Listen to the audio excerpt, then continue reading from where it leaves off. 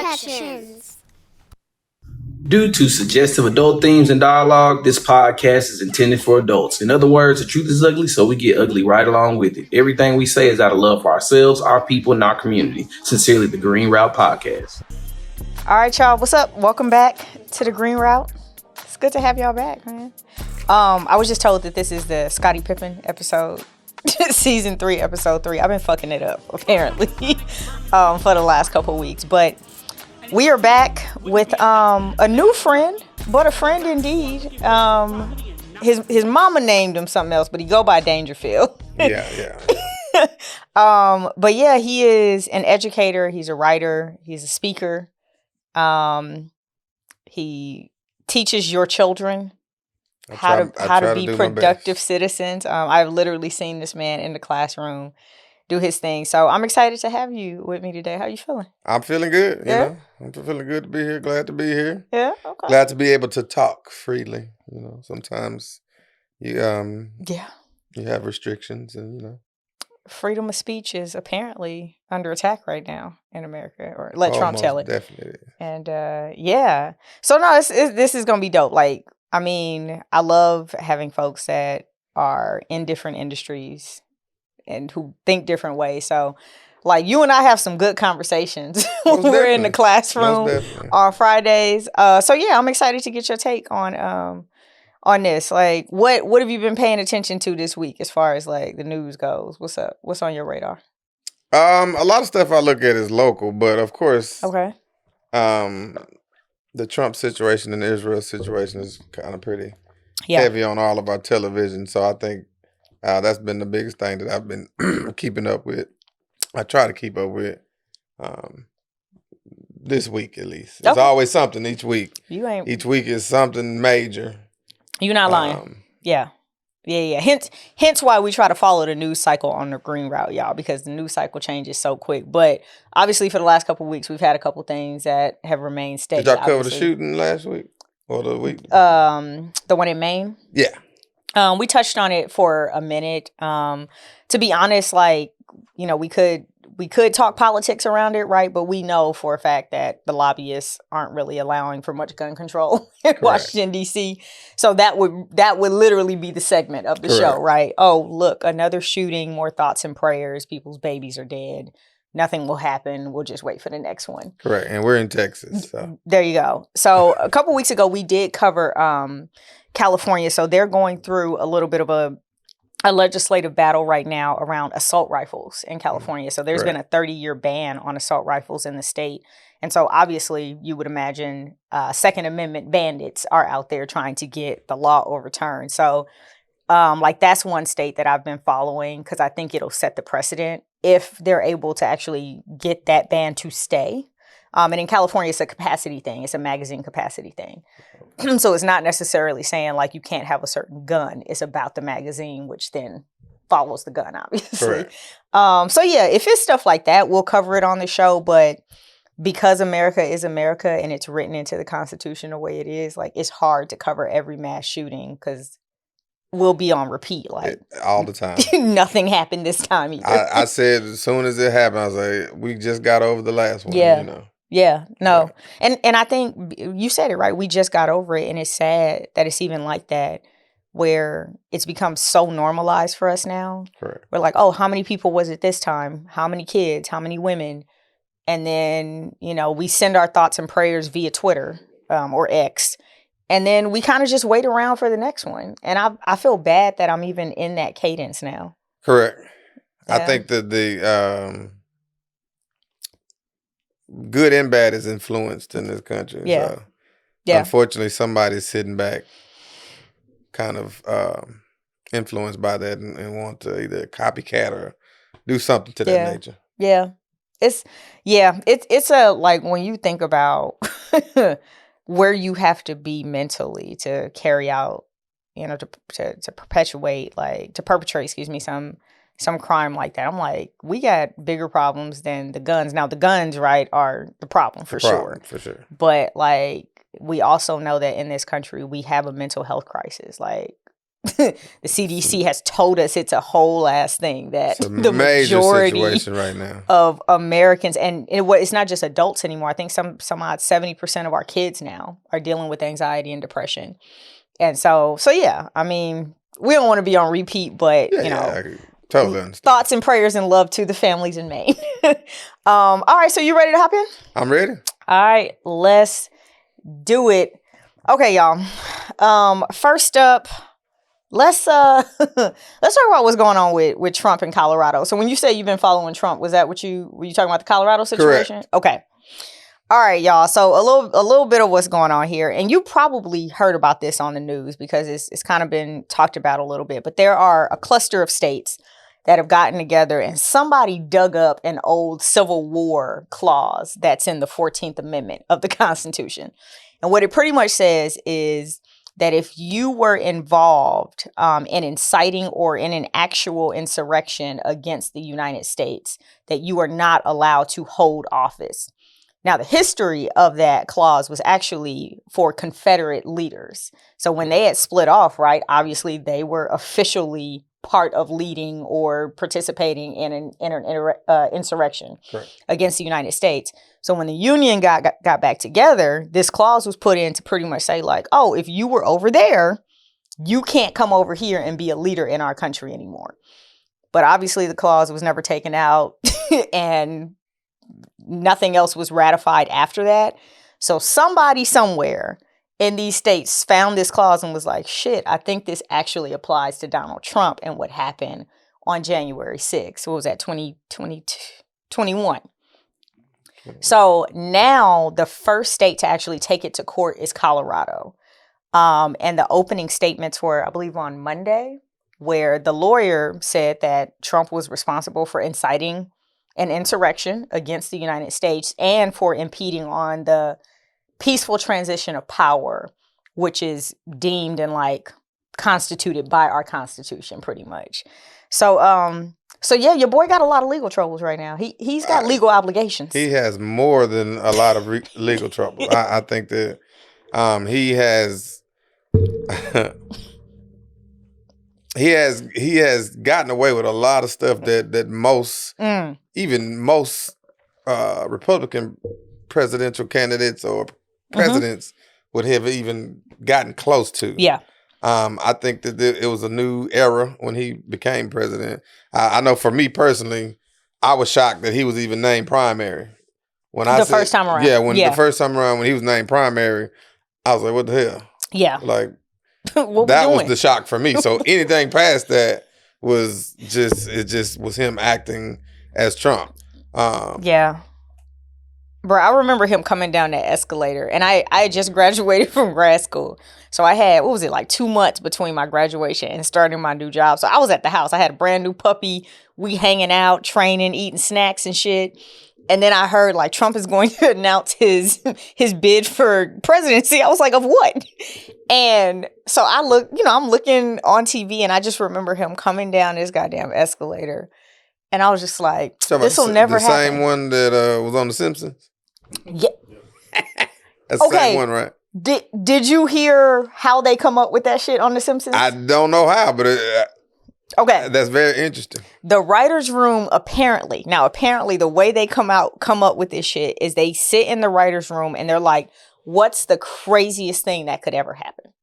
They throw that prompt out there and people say stuff like Donald Trump being elected president. And they write that into the scripts. And it's crazy that that's how they've come up with so much of the shit that we think has like predicted the future. But it's literally just them just taking their minds to the limit and being like, what's the craziest shit that could happen in the world?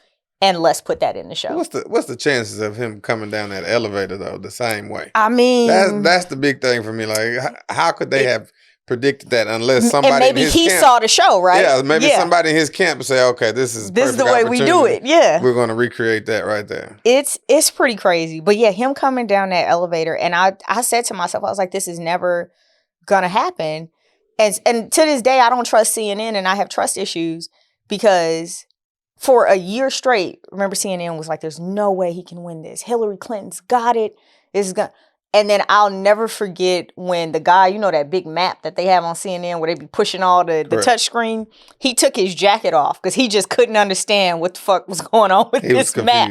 He was just like, wait. He was confused. He's like zooming in on stuff. And I was like, I'm going to just go to bed. I just went to bed. So the goal of this whole thing, y'all, in Colorado is to keep him off the ballot. It's pretty much to say that he is not eligible to run because he was involved either directly in or incited an insurrection against the United States. Colorado is the first state, but there are other states where similar lawsuits have been brought up. Michigan is one that has not been turned down by a judge yet, so they very well may be the next state that says, you know, he can't be on the ballot. What would be great is for him to get like some swing states or some states that he needs to win. Correct. And keep him off the ballot, but you know, we'll see. We'll see what happens here in Colorado. So if he gets he can't get taken off of the full ballot, right? Or is this just a state by state thing? Yeah. So I mean, but that's pretty much the way the election is going to work anyway, right? Because of the Electoral College. So if they can keep him off of a handful of ballots in certain states, specifically states that we know he's going to need to win, like that could in essence mean he doesn't get the presidency. But the way rural America pulled that shit out for him the first time, I don't trust nothing till I see it. You just never know. I know his team is a little bit upset that they didn't find that clause before somebody else did. Yeah, but then what would they have done with it? Or I guess they would have told him like, "Hey, don't say nothing." They would have probably had an insider and had them go in and change something, not physically go in and change it, but they would have had a process in place to go ahead and take that out before, you know, at least put it on the table in Congress to take it out before. That's a long ass process. I would have loved to have seen that happen. But I mean, what they also could have done is said, "Hey, Trump, to protect you from this clause, maybe don't go to that rally. Maybe don't say these things." And I mean, even like his tweets and stuff, right? They're using everything against him in this case because like even the tweets, right? What did he tell the Proud Boys to stand back and stand by? Like get locked and loaded. Yeah, like that's pretty much what he said. The attorney, any attorney worth his salt, right, is gonna be like, yeah, I'm using all of this shit because all of that is a dog whistle for these extremist groups who ended up, you know, storming the Capitol that day. But yeah, just a precedent setting lawsuit right now or case. And I think if we see some movement in Colorado, the same way we see like conservative states, right? Like one will have an abortion law and the other one, once it passes there, will take the framework and put the same. So I think if Colorado actually is able to actually do something with this, I think we will see other states follow and attempt to keep him. Yeah. And he's going to fight all of them. Oh, he's already like asked. He's going to fight every single one of them. Before it even started, his team asked the judge to dismiss the charges. Like, hey, can you just dismiss this case? And there were no charges, but like, can you dismiss the case? And the judge was like, nah, I'm going to hear it. But there have been other judges who have already shot down similar cases that that other groups have tried to bring up in other states. So your boy is busy.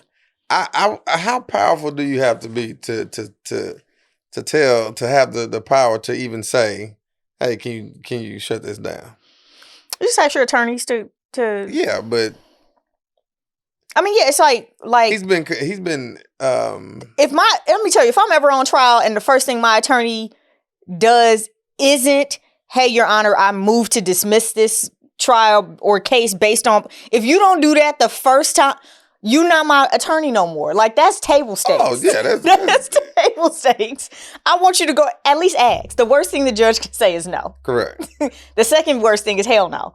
But like, yeah, so they did what every other attorney is going to do in any other case. Like, hey, we moved to have this case dismissed based on boom, boom, boom. And I think one of the things the attorney said was like, he didn't know that his actions could be criminalized. He didn't know that his actions on January 6th could be criminalized, which I think is a crazy argument, but sure. It's a crazy argument, but as some has called him dumb in the past, I think that's almost likely to fall through because I just didn't know. I just didn't know. What was that? The Because he Chappelle doesn't- show? I didn't know I couldn't do that. Because he don't actually put his hands on everything, right? So Right. he has a team of people. Right. So that he can literally say, I didn't know. They didn't tell me. I had no Y'all idea. didn't tell, they're going to look back and say, y'all didn't tell me I couldn't say that. I didn't right? know I couldn't incite a riot. I didn't know I couldn't tell these people to get ready. That's a criminal activity. So I think it's crazy enough as he has got into office, he can get himself back in just with those loopholes. Like with anybody, any president or leader or something getting caught up in something, if they didn't touch it. Yeah. I went to a college that happened to, and that person did not get in trouble per se, but the person that signed all those papers, plausible deniability. Yeah. Yeah. So I think that's crazy enough to happen. I mean, and I think like attorneys will tell you like, hey, if you committed a crime, don't say nothing. Plausible deniability. I don't want to know. I don't want to know. So, all right, let's head to the second topic. What we got? Oh yeah, this is my favorite graphic, y'all. Shout out to Great Black Century for this. We got to talk about y'all boy, Sam Bankman Fried. He is, what is he, in his 30s? Long story short. So do you remember the FTX story? This was late last year, maybe early this year? Vaguely, but. So it was a cryptocurrency trading platform in essence, but they also had their own coin. I believe it was called FTT. So Sammy started this company. He was super, super, super smart. Like, I found out during my research that this man was literally born on the campus of Stanford University. Wow. Both of his parents were professors. He was going to be an educated academic regardless. He just really didn't have a choice. He didn't have a choice. Yeah. So he goes to MIT. I think he studied mathematics and physics, I believe. Starts getting interested in blockchain and cryptocurrency because he is of that generation. And did a couple jobs, and then he ended up founding FTX in April of 2019. With FTX was another company called Alameda Research. And Alameda Research was, let me get this right, FTX was the trading platform or the exchange. Alameda Research was the holding company. It was like the hedge fund. So he's like everywhere, by the way, because at the time, you know, celebrities were getting really involved with crypto too. Like they were starting to endorse things that honestly, most of us don't do you understand crypto? Not all the way, but yes. I'll be honest, not 100, but yes, a little bit. I get blockchain. Like I've read enough on that to understand kind of, well, in theory, how that works. But crypto itself is still way too out there for me. Like it's like we have to believe that it has value, so it does have value. Correct. But I guess it's the same thing with a dollar, right? Correct. I think it's just the influence is what's giving it power. Yeah. So all of the like wealthy, you know, politicians, celebrity, they're starting to get behind crypto at the time. So Sam is building this brand where it's just like, oh, I'm going to be the coin that has the Tom Brady's, the Steph Curry's on my team. So you'll see Sam on magazine covers with a bunch of celebrities. He's giving political donations here and there. He's flying back and forth. I think he got a house in, I think it was the Bahamas. Like the dude was everywhere, right? Living that big life. So, and let me get all the dates right because a lot happened really quick. November 8th, 2022, Binance announced that they were going to buy FTX because they were having a liquidity issue. The reason why Binance even said that was because CoinDesk had just revealed that the majority of the holdings in Alameda Research, the hedge fund, was in FTT coin, which is weird. Correct. It's just weird, right? Like the majority of the wealth that you say you have is in this coin.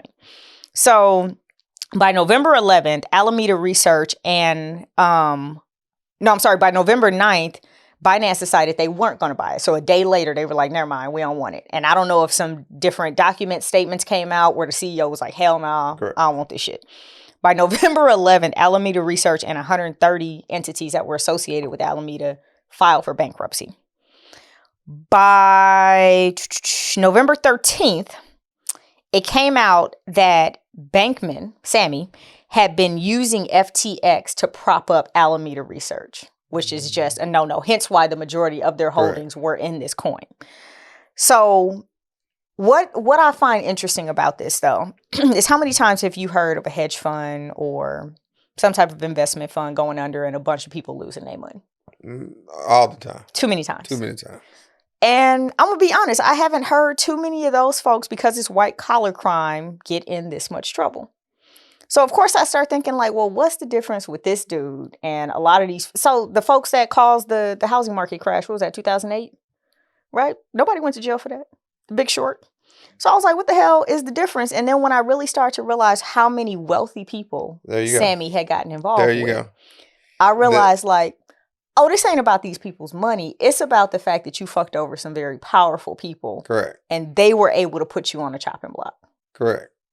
Crazy. That's kind of similar to the main shoot. I don't know if that's the governor that was speaking, trying to advocate for stricter gun laws on the assault rifles. Mm-hmm. It was funny watching him say that, and it's similar to this, being that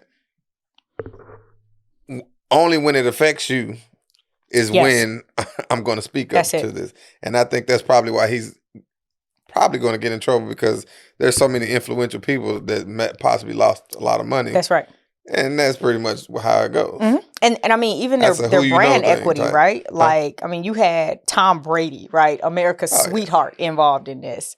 Like, you know, what's our boy Steph Curry, right? The good Christian family man, right? Who wanted nothing more but to be part of something. I think the Kardashians were involved at one point. So when you start really looking at the lineup of celebrities, politicians, very powerful people that he had involved in this, I'm like, they're making an example out of this guy. Had it been you and me, I'm not really sure. He may get 45 days. Yeah. Maybe. Slap on the wrist. A slap on the wrist.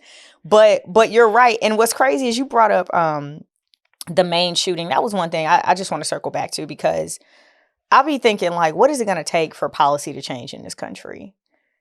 I mean, we watched Covenant shooting, right? These little Christian babies lose their lives and nothing happened. Do you think like it's going to change if it starts touching the lives of the people who make the decisions? Most definitely. That's the only way it's going to change. Is that the politicians or the people who lobby, though? The politicians. Okay. Because the lobbyists, they advocate for things all the time, but unless something happens to the actual politicians, I feel like that's the only way that things are going to change, because it hits home to them, mm-hmm. and they have a closer respect to certain situations than they did before. Yeah, because a lot of times, even in education, as I work in, there's a lot of people making a bunch of decisions that they probably have forgotten about, mm-hmm. and or don't know much about at the current moment. So they make a lot of decisions for the people who are doing the groundwork. Yeah. So unless it happens to those upper level type people, in my opinion, that's the only way it's going to be effective and actually get passed and things like that. So in his case, it backfired on him. Who you know actually backfired on him, as far as that's why he's going to get in so much trouble. The same way he got it is how he lost it. My question is, I don't know, we just don't know these facts off the top of the head, but when was cryptocurrency heavily developed? Was it like in 15, 16? Because it in my research, he was very, very influential of making it a big thing. Yeah, so I know they're not the only ones who losing out on it, because it started to decline almost faster than it inclined, in my opinion. 2009. That's when it and we still don't know who created like blockchain. Correct. Like it's still So 2009. So he founded his company in 2019. So, okay. But remember, so he's young too. He's only I think 31, I believe. So while crypto was on the scene, like he was probably still learning like to code, to do a lot of those things. So I mean, he really did grow up in it. Like he grew up in the technology, not to mention that here he is on the Stanford campus, right, with access to all of this. The folks who are helping to develop a lot of this stuff. And he went to MIT. So even think like Facebook, right? When did Facebook pop on the scene? 04? Okay. So 2006, like, bro, you are literally in He was born, Boston. How old is he? 30? I think he's 31, if I'm not mistaken. He was born in the 90s. Yeah, so I mean, he's front and center when it comes to all of this technology. So it really does make sense that he went that route. But what sucks is what you said, like the same way he got it. So, you know, he had all these people throwing money at him to start this company, all these very wealthy people. And because that's how his company was started, that's how he ended up losing it. Was because you were fucking with too many wealthy, powerful people, end up losing their money. And then he was giving like crazy loans to himself. Did you hear, like, did you read this? I didn't. I mean, at one point he had transferred like $1 billion to himself. Like, oh, it's a loan. What? What are we talking about? His ex-girlfriend testified against him in the trial. They rested their case, I believe, yesterday. But his ex-girlfriend got up there, executives got up there and was pretty much like, Sam is saying he didn't know anything about it. He told me to commit fraud. They rolled on him so quick. I'm sure they got a plea deal. Certain. Okay, so 04. So I mean, yeah, like he was kind of making some known things, like my boy from Firefest. This is funny. I was actually over. I found out about this back a few years ago. I'm over a mock trial at my school, and the case the years past was about Firefest, and I learned, and this was right after the documentary came out. And I found out so much stuff about this, but that's kind of how he was treating that situation. He was utilizing money that he didn't tell nobody that he didn't really have. Yeah. Yep. So he's just moving money around and committing fraud in the process. So there's no way that he didn't know that he was doing any of that. Did you hear Firefest is coming back? They got a Firefest too. Huh? You going? I am not. You don't want a tent and a piece of bread? Man, listen. It might work. A slice of cheese bread. Is Ja Rule involved? Is what I want to know. No, Ja not coming back. He ain't coming back. He'd be stupid if he came back. To everybody, no, it's not. Okay. It might actually work because it was a great idea initially, but he didn't have the capital to front it. But the problem is he knew too. Like when you watch the documentary, you like, wait, you went out there weeks before and what? Nothing built, and he was just like, "We're still going. We still gonna have it." These people have chartered their parents' jets to get here. But that's what Mr. Sam, I think he knew probably, depending on what the timeline is, he knew way before everything was going down. 100%. That it was going downhill. 100%. So there was some insider trading there saying, hey, I need y'all to buy this to bail me out. 100%. And then they probably said yes just off of his word, and then actually got their people together and said, "Hey, this is not a good investment." Because no CEO at Alameda Research looked at the financial statements and was like, "Wait a minute, why are the majority of our assets in FTT coin?" Like that's just it's like saying like the dust in this room is my wealth. You can't do that.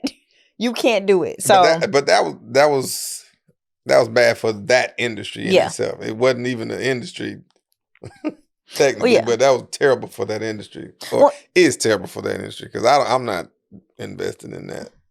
Well, I mean, I have some crypto, but I don't have enough to like break me, right? Like if it goes downhill, you got enough to just in case, to diversify. Pop off. To diversify. Oh yeah, I made that investment. That's it. But yeah. All right, we definitely over time on this one, but Sammy might go to jail. We waiting to hear what the verdict is on his case, but they did rest his case yesterday, so okay. We're gonna see. All right, what we got next? Oh God, this us right here. If you didn't notice,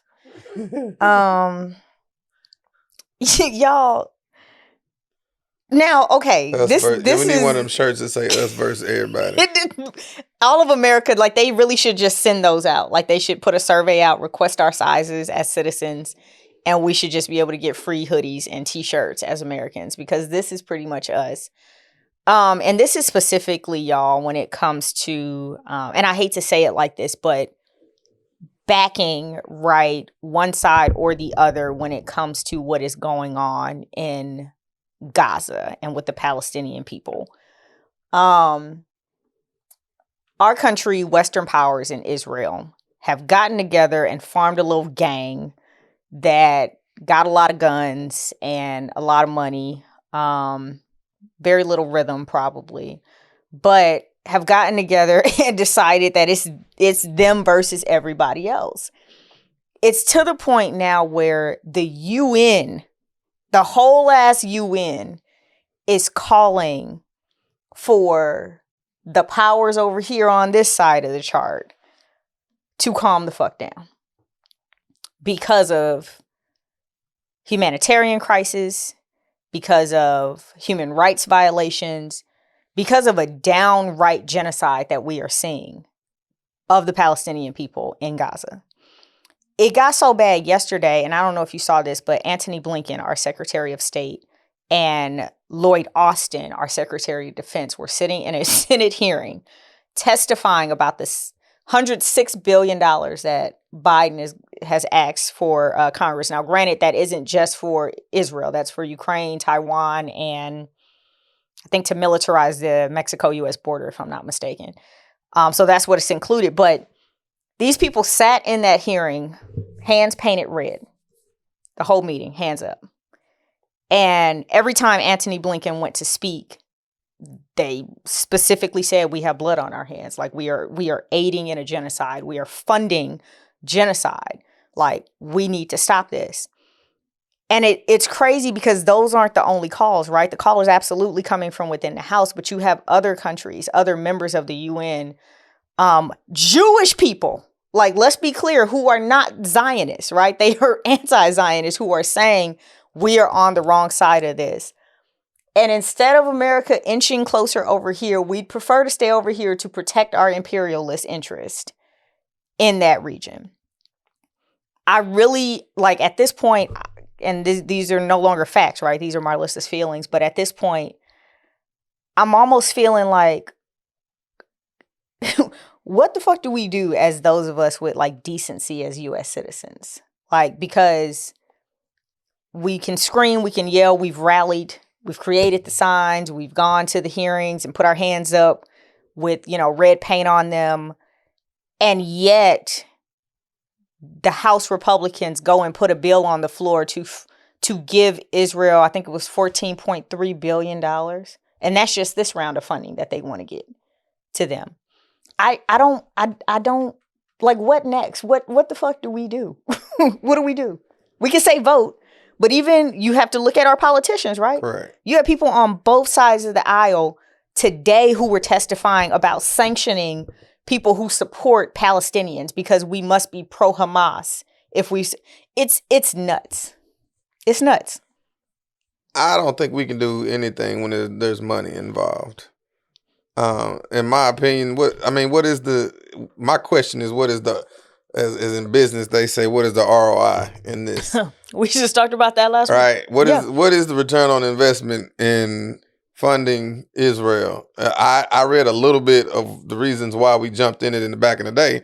And that's kind of, to me, in my opinion, it's kind of like the Afghanistan situation. They didn't want to back out because they didn't want to leave the people that they started helping a long time ago. Knowing we had nothing to do with that, they just didn't want to back out because we started the assistance. I know they started after World War II, I believe, 1, 2. They jumped. I think Kennedy jumped in. Yeah, so we started sending heavy aid once there was kind of the big migration, right? When Jews were fleeing Europe because of the Holocaust. Correct. And going into Palestinian territory. But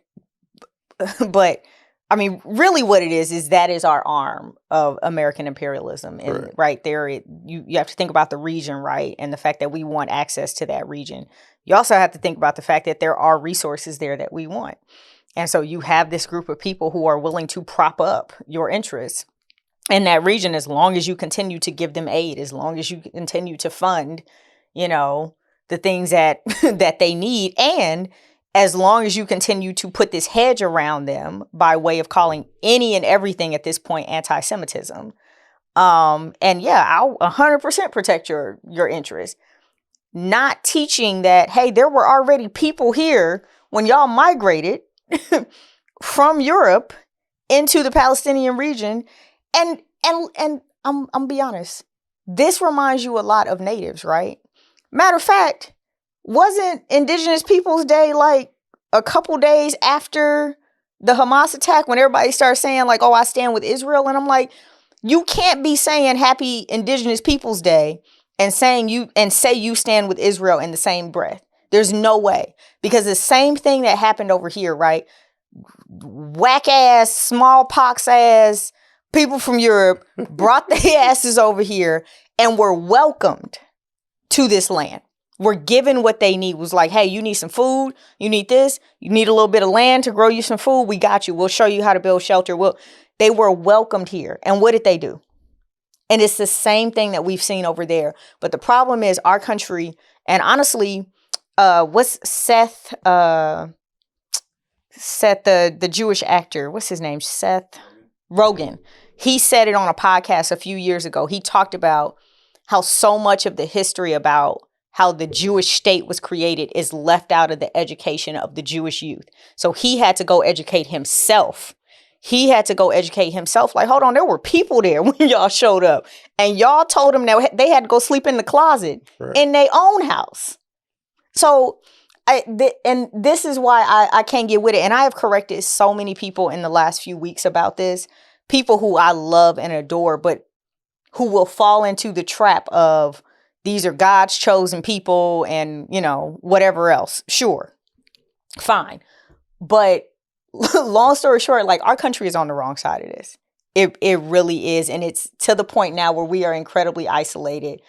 And I think people need to also understand that, like, when you look at what's in that $106 billion request, it lets you know who we plan to go to war with very soon. Oh, you don't have to. You don't have no questions. Yeah, like we gave you all that money. Yep.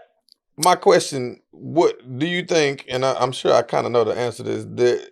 The geographical location of Gaza has a lot to do with us involvement, right?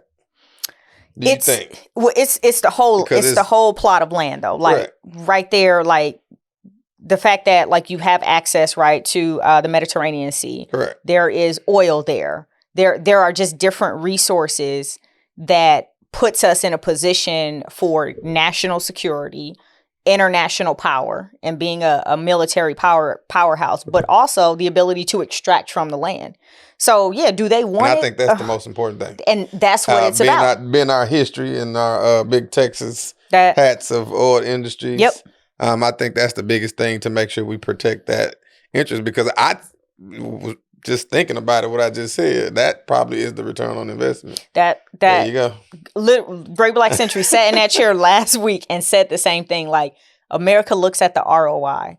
And so the ROI and matter of fact, Biden said it on camera, and it's starting to come back to hunt his ass. He said it years ago, right? What did he say? It's the best $3 billion. It's the best $3 billion we could ever spend, because if there was no Israel, we would have to go build an Israel. And what he's saying is we'd have to go build an army that could stay in that region and protect our interest. Correct. So yeah, it's no mistake that the Iron Dome has to be reinforced. And now they're building an iron something else now, like all these dumbass names that they're coming up with, which really just means like some tanks and some technology that can intercept missiles. It's not an actual dome.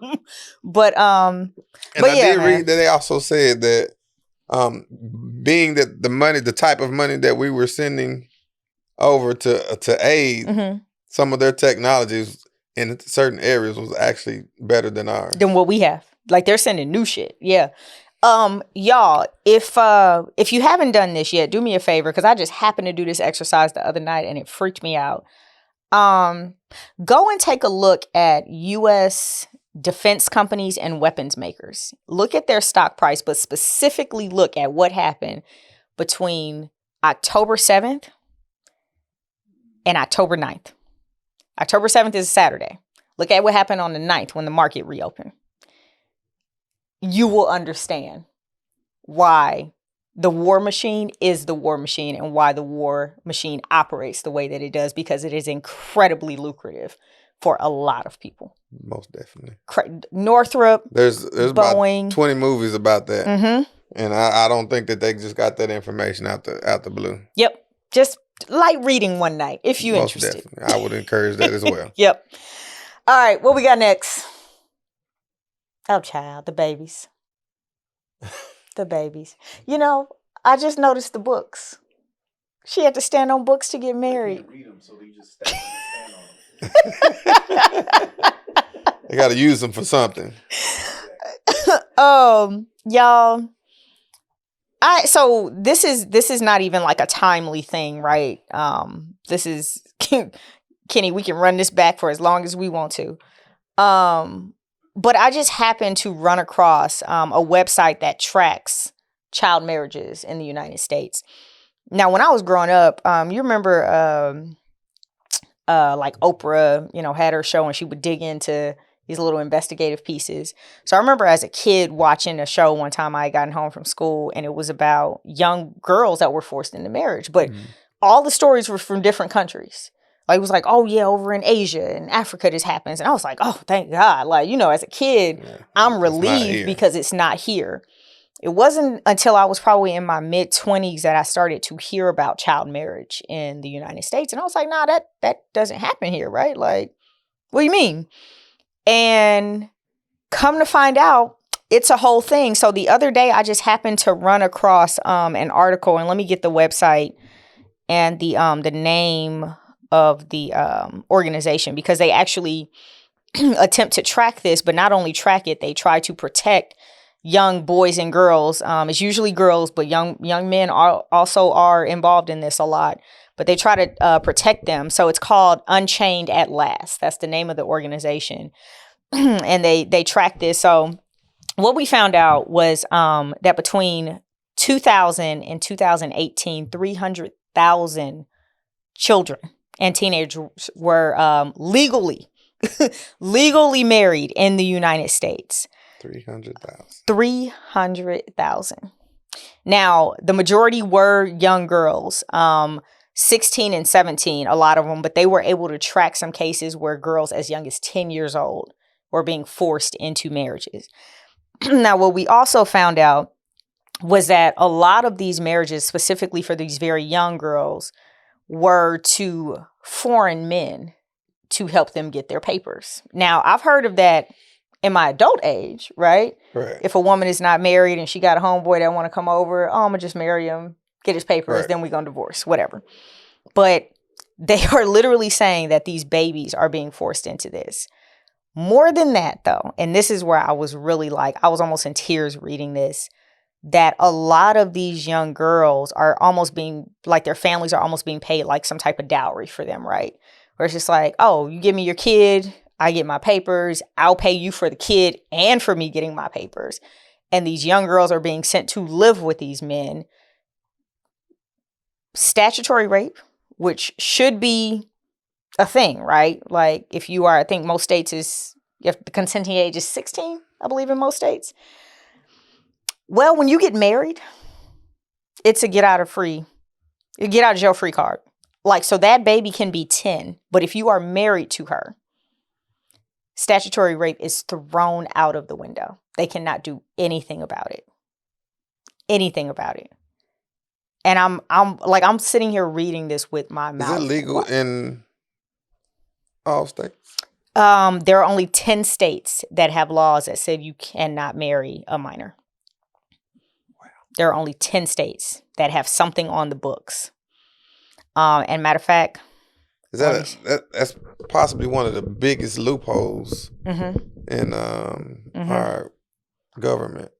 Yeah, because there's no way. I mean, we live a certain way from generation after generation, but somebody found that a long time ago. And I was my question was of course, why hasn't that been taken off? But I read that people have tried. Yeah. And it has gotten thrown out. But my question is why? Yep. How could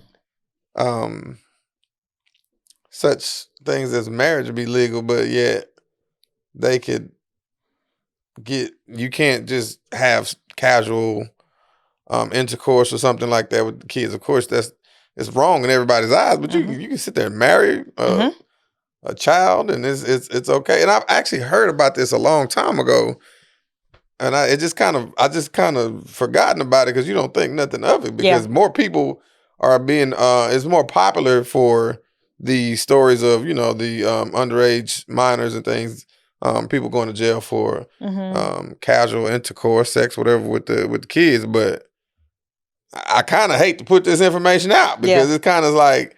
Yeah, it's like kind of like weirdo will hear this and be like, weirdo. Ooh, oh, well, that's all I got to do is marry her. Yeah, yeah. Like, well, it is sickening. One thing I don't want to leave out our boys because I think a lot of times boys are left out of this. Correct. So of the 300,000, 14% of those were boys, which is actually higher than I thought it would be. So 86% were girls, 14%, which I mean any percentage, right? Is too much, but. I always try to bring that up when we're talking about stuff like this because I think for boys in particular, like a lot of them are embarrassed and they don't want it to be brought up. They don't say anything. Yeah, like it happens to young boys too. So like, don't just be watching these girls. Is there data? Does that data break down the demographics? Like as far as race. Is it foreign? Let me see. Kids? Is it? Of course it does the age, but I would like to know the demographics because I would like to say it's not a lot of black kids on there. But I could be totally wrong. Okay. But to me, it seems like it's a bunch of foreign children because a lot of Hispanics cross the border, and it's a lot of foreign people that possibly don't know better, and that's who they target. It's just like any other, criminals out there. They try to target people that they know that they can get away with stuff. In our culture, it just doesn't seem like that's in our culture. And I think we always go through that, those possibilities that, no, we don't have that in our culture. Of course we do. Yeah. But I think that they target certain cultures doing that. It have to. I would like to say that that's going to be heavily weighed. One way or another. 100%. I do think you're onto something. Like so because it's child marriage in the United States, it could be citizens, it could be people with green cards, you could be a DACA recipient, but you're in the United States. Correct. Like that's one thing that the data is showing. But what are they saying? What are the politicians even saying to even defend? A lot of it is freedom of religion. So you have to think that a lot of this is, you have to know, not think, you have to know that a lot of this is being defended by very conservative, ultra conservative politicians who are like, hey, freedom of religion, some of us believe that, at 15, our daughters are adults and they should have the right to marry if they want to. So there was a case, and actually the first article I ran into was a case where a 14-year-old girl who had like a hectic home life was trying to escape. She went over to her neighbor's house who was 42. They ended up starting a relationship, and I don't know how the hell you have a relationship with a 14-year-old baby at the age of 42, but they started a relationship which then resulted in a sexual relationship, and then the parents being like, oh, y'all have already done that, now you got to marry her. For them it was a religious thing, like to keep her purity, right, and to keep probably the family's name from being tore up in the church. They forced this, not forced, but of course the man was happy to marry him, a 14-year-old bride. And so the families are a lot of times complicit because of religious beliefs or from fear of being embarrassed. And we talk about, black culture, right? I've 100% seen, I grew up in church, very conservative church. I have seen friends of mine get pregnant, right? And be forced to marry. Who it could be abusive, but it was like, you got that man, baby, you got to marry him now. You got to do it. My grandmother is from Star, Mississippi, and she got married to her first husband for the same reason. And Gramps told you that man was mean. They fought all the time, but she was forced to marry him. And every time she tried to leave, what did her mother say? You got to go back. That's your husband. You got a baby on the way. That's your husband. We try to keep that under wraps. I think. Yep. I think a new norm is born every decade because of the silence. Yeah. And as simple as that. That's a great way to put it. Yeah. If we keep our mouths closed, I think that's how new norms are made. So it's like, it's crazy how we can sit here and say, our babies can get married to any age. Yeah. And But can't have books. I have to tread lightly because I'm in education. Yes. So it's like, I'm actually going to go and ask my kids that. Did you? No, I don't know if I want to do that. They're going to be like, really? I can marry my boyfriend right now? I think you'd be surprised how many of these kids, especially girls, and I can attest to it too, like, have been approached by older men. For me, I was probably 11, 12 the first time a grown ass man, I'm talking 30s, 40s, approached me. And so I think as much as we like to think, oh, it's not our kids, I think, like you said, because we don't say anything, it becomes normal. Silence creates a new norm.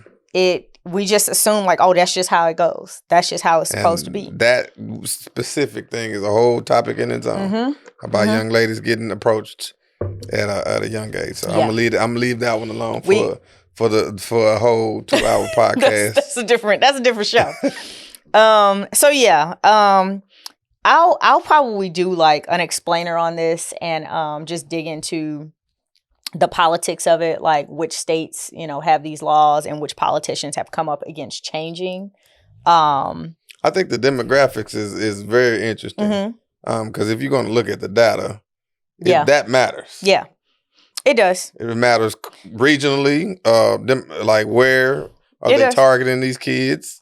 But and I think that's why the policy matters even more, right? So that regardless of the demographic, I don't care if you are of one culture or another, one religion or another, like blanket the rule so that regardless, like here is the baseline for who can get married in this country. Boom. That's it. Like, that's it. All right. And I think we're moving on to our last topic? Yeah. Okay. You know anybody with sickle cell? Not that they have told me. I know I don't have it. That's the main thing. Yeah. I know a couple people. My niece has it and hers is active. I have another good childhood friend, Chanel, who has it. She actually just had treatment and had her bone marrow transplant, and she is officially good. So grateful for that. But the trait runs in specifically the African American community rampantly. So there is a very good chance that you may have the trait, someone in your family has it, just because that's how like prevalent it is. So y'all, the FDA this week is going to be looking to approve a new gene editing treatment for sickle cell. And the reason why I even chose this, number one, is because it impacts, I believe, if no other community more than the African American community in the United States. But I also wanted to talk about some of the barriers to this treatment if it is actually approved by the FDA. A couple stats, y'all. It disproportionately affects African Americans, like we believe. Now, no one really knew where this came from. I've heard a couple different medical professionals say that they believe it may have been a protective response from malaria. So 50% of the cases are seen in people who are either from or who have ancestors from like places where malaria is prevalent. So obviously sub-Saharan Africa, that would make sense. A lot of the islands, that's hence why they give us malaria medication when we go to these places, right? Gotta take them big ass pills. The other theory that I have heard is that it affects African Americans so much because of the way our diet was changed when we were brought here from sub-Saharan Africa. So there were certain things that were introduced to our diets that we never ate while we were there. And when it came here, it mutated our genes, hence why, it affects us. One out of every 365 Black Americans are born with the disease. That means like if you have 365 friends on your Facebook, at least one of y'all is going to have sickle cell. Crazy. 1 out of every 13 are born with the trait. So there's 4 of us in this room right now. Like, think about it, right? And I I don't have any of y'all ever been tested for the trait? I think I have a long time ago. Okay, I no. think. Okay. Because I know, of course, my son, they asked, I think he was tested when he was younger because they asked. If one of y'all had the trait. Yeah. And they asked, did we have it? And I think I think I was negative. But I know he doesn't. Okay. But I think I'm negative for it as well. Yeah, I mean, like I said, I know my niece has it, and hers is active, so she actually has the disease. Like it is full fledged. She goes through crisis and everything with it. But yeah, I mean, that's a lot of us. 1 out of 13 born with the trait, 1 out of 365 born with the disease. That is a lot of us, y'all. So this could very well be a groundbreaking treatment. If you don't know anything about sickle cell, and granted, I don't know if I have the trait. I don't think I've ever been tested, but I do not have the disease that I know. It's incredibly painful, and it's because I've watched my niece and my good friend go through it. These people have to be hospitalized when they go through crisis. It is like, I can't even explain it. It got so bad for my niece one time after she had her last baby that she was going through such a harsh crisis that she actually ended up like flatlining one day. And my sister Megan had to resuscitate her. Like as she's calling 911, Megan is like doing compressions to get Alicia back. Like this disease is incredibly dangerous. So when I saw this, I was like, oh, that's awesome. Problem though, of course, there's always a problem. I was waiting on it. Is that it's going to cost about $2 million per patient for this treatment. Wow. Not only for the gene editing treatment itself, right? But also for the long hospitalization that comes with the gene editing, as well as the bone marrow transplant that you would need. So, of course, is insurance covering this? Nope. You can go on and say no. Yep. You can go on and say no. Medicaid but even if insurance was covering it, Medicaid might do it. You know, they cover everything these days. No, I'm just playing. I don't think they do. Let me see. I mean, they cover everything these days. So you know, I figured they might give it a good shot. So not to put my niece's business out there, but I'm pretty sure she's on Medicaid. Pretty sure she's on Medicaid, right? They cover the sick treatment, right? When she gets sick, they do not cover a cure. This is a cure. So when she has a crisis, oh yeah, she can go get the medicine. We'll put her on the pain meds and put her in the hospital for a few days, send her home with, whatever she needs. But what they say, like the come up is on the comeback, right? For the drug dealer, right? If I can keep her sick, I can keep her coming back. I got a question. Is this proven to be a cure? Yes. In matter of fact, so out of the trial, 29 out of 30 of the initial trial, their symptoms almost completely disappeared. The one whose symptoms did not disappear. 29, say that again. 29 out of the first 30. So that was the first trial. First trial. And these are people who have the disease and who literally go through crisis. So they are living through these sickle cell crisis, right? 29 out of 30 of them, not only did they, their test results show that their symptoms had greatly improved or almost disappeared, but when you looked at the statements they made, they talked about how, like, I can go to school now without missing a bunch of days. Like, I can work a job without having to, be off for weeks at a time because I'm in this crisis. Like, their quality of life itself improved. For the one person in the trial who didn't have as great results, they did say that their symptoms improved, but they just didn't completely disappear. So, yes, I mean, the FDA is looking at this like, yo, this is working. This is great. But again, it's incredibly expensive. And so the issue now that politicians are starting to talk about is like, hey, when you look at the communities that are most impacted by sickle cell, and it's not just Black people, Hispanics, I think 1 out of every 26,000. So nowhere near African Americans, but still, right? A good chunk of a growing demographic in the United States, and Hispanics are dealing with this. They're like, the people who need it the most will probably be shut out of it because of the price. And because right now, insurance isn't covering anything. Right. So if you ain't got $2 million sitting up in the bank, or the ability to go to a bank and get a $2 million loan, and I don't know what bank is giving you a loan for medical treatment, to be honest, what do you do? I think this is a breakthrough, but at the same time, by your stats, you telling me that they spent $60 million on a cure and only going to be able to make a few million back, because you're not going to allow a lot of African Americans to get this. Most don't have that type of financial backing to get this. So did they really just, Big Pharma is always questionable to me. So I think they'll treat who they can. I don't think cures are an ideal situation for Big Pharma because they want the long-term money. 100%. I think the point of this is like, we treat who can pay the $2 billion, right? And it's not to say that there aren't very wealthy people who have children or family members who have sickle cell, right? So even if I can find, 500,000 people who got $2 million who need this treatment, I'm coming up. And I still probably got to give them drugs after this treatment. Oh, most definitely. Right? Like, you're doing gene editing, so that means you're probably going to need to be on some type of antibiotic. That's a lifetime of medication. You're just not going to mutate somebody and just send them outside. Yeah, you're not going to change the bionics of them and just going to say, all right, you good. We should start making bubbles for the people who get like treated for this, right? You're going to need this for the foreseeable future. I got you.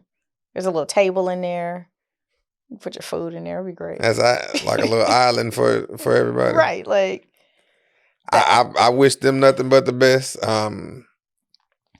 That financially to me doesn't seem right. I mean, I get the end result, but that's just, to say you came up with a cure for sickle cell, I'm almost certain Magic and his team has a cure for HIV and AIDS. Yeah. There's no way you can tell me that's you. He's probably spent more than 60 on his medicines. I mean, I think it's untraceable right now. Now I don't know his business like that, but Magic had the money too to be on the forefront of some cutting edge HIV treatments, right? But like now, like I have like one gay friend who said to me one day, he was like, "Oh, I got to go to the doctor. I need to re-up my prescription for PrEP." I was like, "What the fuck is PrEP?" He was like, "Oh, it's like my HIV preventative drug." I don't even want to get into that. Well, and what I'm saying though is that I've had many conversations about those drugs. Is that Magic PrEP had to be in development years before it ever got to my friend, right? Who is a regular smuggler, make regular money person. So I think it's something similar what we're going to see here. We'll see very wealthy people who will have access to this cure early on, but as it continues to like flow through the market, it will become cheaper and hopefully insurance will pick it up. But the problem is, how many lives will we lose to sickle cell? How many people will suffer before they're able to afford it? It's the difference between Magic and my friend. Mm-hmm. It's the difference between, like, I don't know, a celebrity that has sickle cell, but that person and my niece, right? Like, my niece may have to wait 20 years to be able to get this because right now, not only can she not afford it, her insurance is not going to cover it. And then FDA has to approve all future generic versions of that, right? Yep. So you gotta do a whole trial on the generic versions before you can give it to people. Yeah, it's a lot. It's a lot. So I'm gonna keep watching this, and I think I'll probably keep watching it because I do have a personal interest in it, given my own baby is impacted by this disease. But yeah, I hear your point, like, Big Pharma, it's that ROI conversation again. They would have never gone down this road had there not been some executive saying, show me the numbers, give me the 5-year, 10-year, 20-year, 50-year plan for this treatment. And it's in the billions. And yep. And when you look at it on the long tail, I already know the money is there because they would never have gone this far had it not been there. Yeah. So all right, that's what we got as far as our topics, but let's get into this guy and what he does with his time. So y'all, I have the great Dangerfield. So first of all, let me tell y'all, I met this man through Dallas Free Press. He is he's more than a teacher. Let me point that out. The man runs the school. But also does creative endeavors, videography, photography, DJing, editing, producing outside, as well as public speaking. He wrote a book. He is an author. So just want to talk to you about who you are, what you do, what you got coming up, you know, and then of course I want to tell people where to find you and your work. Talk to us. Okay, I go by Mr. Dangerfield, of course. I know you said that from the beginning. Pretty much, I am I'm an educator first at the moment, but education has kind of propelled me to get into other areas of my passions. I feel I can say this confidently, and you've seen me in my classroom and probably can attest to this. I have not woken up one day that I felt like I was going to work. And that is the key to finding a career that you like. I'm not going to just say any amount of money I would do it for, but I find my ways to make that satisfying. But at the end of the day, I literally don't get up feeling like I'm going to a job. Yeah. I feel like I'm going to continue my passions and further help these young kids be great. Now, is it hard? Most definitely. I can tell. But I've gotten good at trying to push them to find out who they are at an earlier age. And I always, every time I get up to speak in front of anybody, it's not just kids. I speak in front of adults as well. But every time I get in front of people, I always tell younger kids, we all wish we would have listened at a younger age than we did. Some of us got it in our 20s. Some of us got it in our 30s. Some of us don't get it to our 50s or 60s, right? Yeah. But we all wish we would have listened at a younger age. And I have found during my tenure as teaching that decision-making plays a big part in that. And that's kind of what my book is about. It's about the confidence of making decisions in your life. And it's called YAK. You already know. I said that because about the age of 13 and up, you already know what decision that you are supposed to make. You just choose bad or good. Yeah. You already know. Now, and of course, there's variations and variables in that of mental stabilities and disabilities that factor in that. But for the majority of us, I don't care if you have certain disabilities, we all learn right from wrong. When they say hot, don't touch, we touch, right? And then we've learned at a younger age. Yeah. So by the time we get to, let's say, junior high or so, in high school, definitely, we know what we're supposed to do. So every time I get up and speak, I have passion telling these young kids, hey, long as you have an understanding of the consequences that come past it, that's just one of the areas in the book. As long as you understand the consequences that comes with your decisions, I have more respect from you. I might not agree with you, but I have more respect for someone who said, yeah, I did that. I was hungry. My family was struggling. I needed to go get some money. So I had to go make an attempt to go hustle and get that money, whether it's from the streets or... I can feel that. So that's kind of what the book about. That's what kind of drove me to start speaking and getting on stage in the chorus, because I do it on a daily in class. You do, and them kids love you though. Like you can definitely tell. You got to pull on their arms sometimes. I love them to death, but I just want them to be great. That's it, and it really just starts with a conversation. That's all I want from them. If I could literally sit in class and and I have bad days as well. I don't want people to understand that I have bad days as well. But any job you have, you cannot take those bad days into work. But what gives me fuel is when the kids come telling me, it can be the craziest thing. Mr. Dangerfield, you know what I did this weekend? And then they'll say something crazy, and I'll give them my full attention, and it just makes my day. So. No, that's great. Yeah. And you're right. Like I have been in the classroom where, you know, number one, I know that some people would call it tough love, right? But these kids are tough anyway. Like, you know, you look at where they come from, like they have to be tough anyway. But I also see, even after you give them that tough love, how they're like constantly stopping in your classroom just to say hey, just to say good morning. I'm on the block. Like, right. I call my classroom the block. What was the kid that came in last week and you was like, watch this, watch this, watch this? It was like the young man who came in just I to wish say I good could say morning. his name. I love him to death. It was the funniest thing. I had to, because I knew what I was about to see. I had to make sure you paid attention because he was going to put on the show. And he did, but I think what got me is that he didn't want anything. He was just like, I just came in to check on my favorite teacher. That's it. And you was like, all right, we'll go to class. He was like, all right, fine. Because and he has many barriers that he had to get across. And I don't judge anybody. I think I get the key to me being successful in that area is transparency. And I do that with adults. It's not just kids. Yeah. Transparency. And I know you've heard me in class. I kind of say the things that a lot of people won't say. And they'll ask me something like, even if they say something like, was that a stupid question? I'll be like, yes. Yeah. It was very stupid. Okay. Sorry. I'm sorry. Sorry, not sorry, but that was very stupid. I love you, but yes, that was stupid.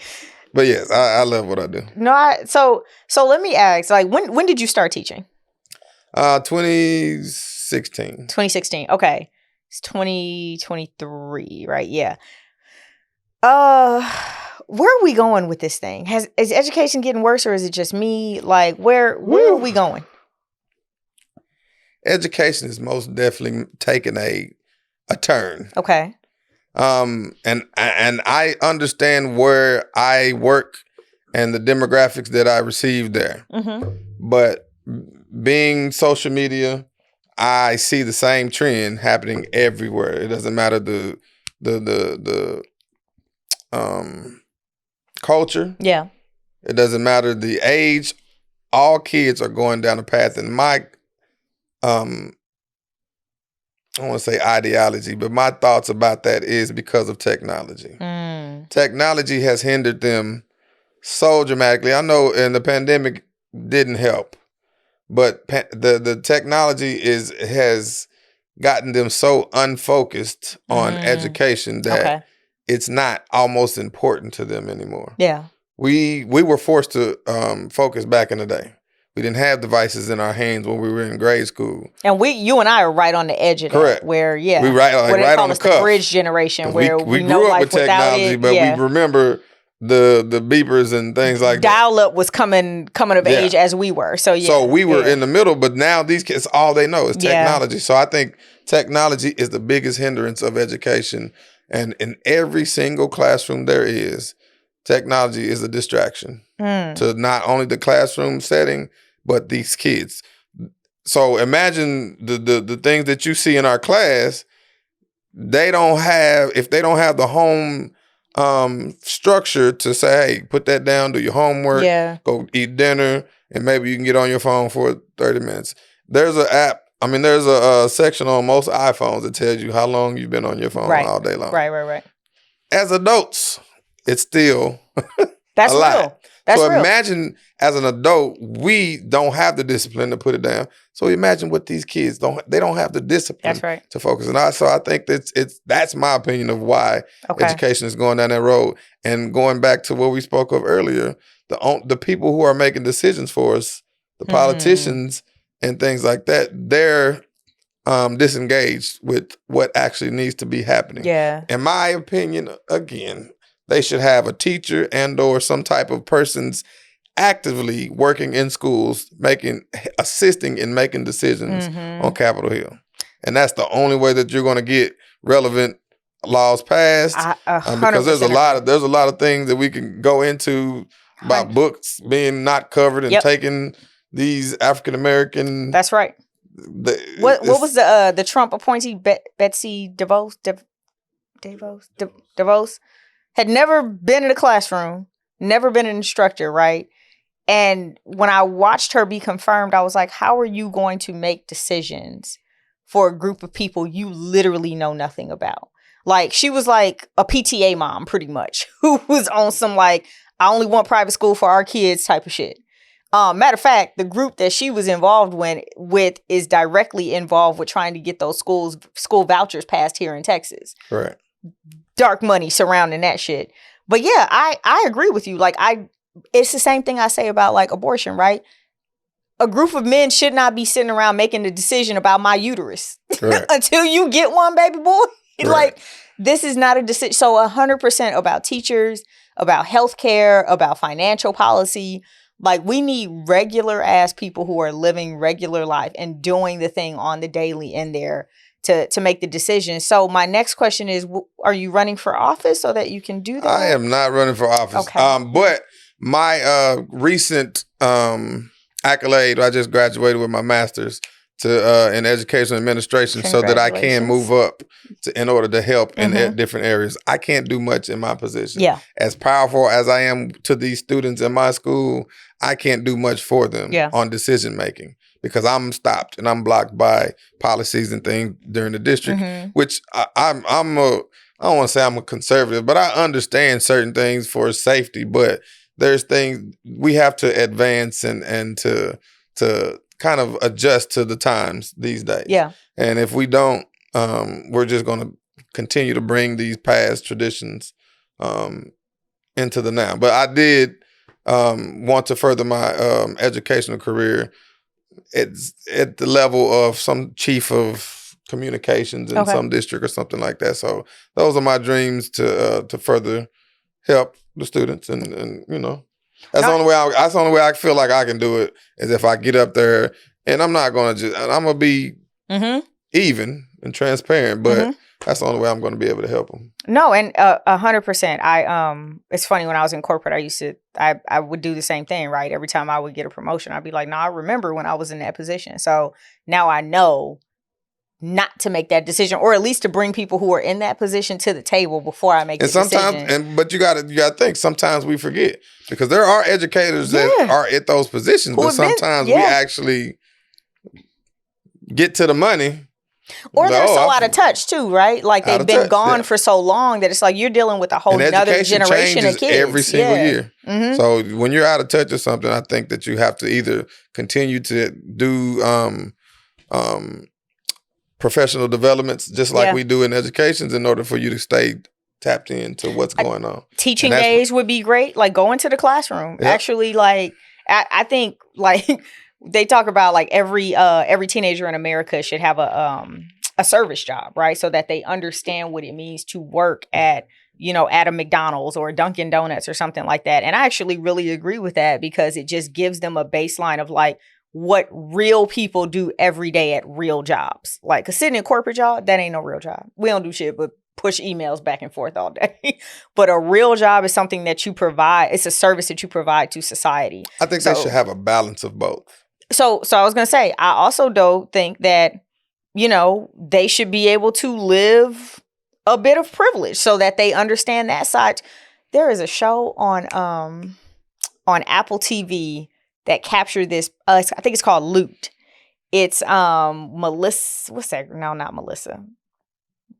Rudolph, the mixed girl. You know who I'm talking about? Maya. So it is fantastic. She has, like, a trans CEO of her nonprofit, and she and Maya Rudolph is incredibly wealthy. And they start showing one another pieces of their lives. So here's this trans CEO of her nonprofit, like, showing her what her life looks like every day. And then here's Maya, who's like, oh, my CEO came over to my house and she's hungry, and my chef will make her anything that she wants, right? And so it becomes this perfect balance. I don't know who the writer is, but it's written perfectly, where it shows, like, you don't necessarily have to be an asshole if you're rich, and you don't have to be, like, drowning in depression if you're a hardworking person. Like, there is a way to have a balance of some luxury, but also some real life work that is adding value to society. I think that's my next book. Oh, I like that. Balance is the key to life. Okay. I don't care what area of life you get. Like a shout out? Or how's it? Huh? No. I get a shout out? Yeah, I give you a shout out. I got you at the end. At the end. But no, seriously, I have been thinking about that for a long time. Balance is the key to life. Hey. I don't care what area you get into. I always use the example of kids of preachers. I was raised in church as well. The only way a preacher has relevance to us is because they've lived the life. Yes. And only way to get, and there's a theory that I used to teach that says pretty much that the best way to get to a prosperous life is on the median, meaning in the middle. Mm-hmm. So if you have too much more or less somewhere else, then it just doesn't work. I love that. All right, balance is the key to life. Y'all look out for that. Look out for that 2022, something like that. 2022. Nah, just 22. You have to do 22 something. I gotta start writing. But it's gonna be in the 20 something. Yeah, We're not hitting 30. All right, bet. All right, we got 7 years, a little less than 7 years for this book to come out, definitely. Y'all. Well, thank you for coming to sit with me. Tell the people where to find you. Most platforms is Mr. Dangerfield. He's either _ Mr. Dangerfield or Mr. Dangerfield. MrDangerfield. I made it simple. Soon to come, MrDangerfield.com. I just made it simple because that's kind of where I'm at right now. And everybody's always called me Dangerfield. Anytime somebody asks what my name is, I don't say Carvell Dangerfield because you want me to remember Carvell. But everybody remembers Dangerfield, whether it's from Rodney, whether it's from something like that. So Mr. Dangerfield on most platforms. Your mama named you Carvell. Correct. There you go. No, well, Cassius. I appreciate it. And you already know the book. Is it available on Amazon? The book is on Amazon. Okay. You already know it's available. I think it's $12.95, $13 on Amazon. So go get that. Check me out. I'm available for speaking across the country, down the street. It just depends on what your budget is. I'm ready to go do it. All right. Well, we appreciate y'all. And thank y'all for joining us for another week of America the Ghetto. But we have the great Dangerfield here. Shout out to Kenny. Yes. First of all, thank you to TikTok, number one, that drove those subscribers.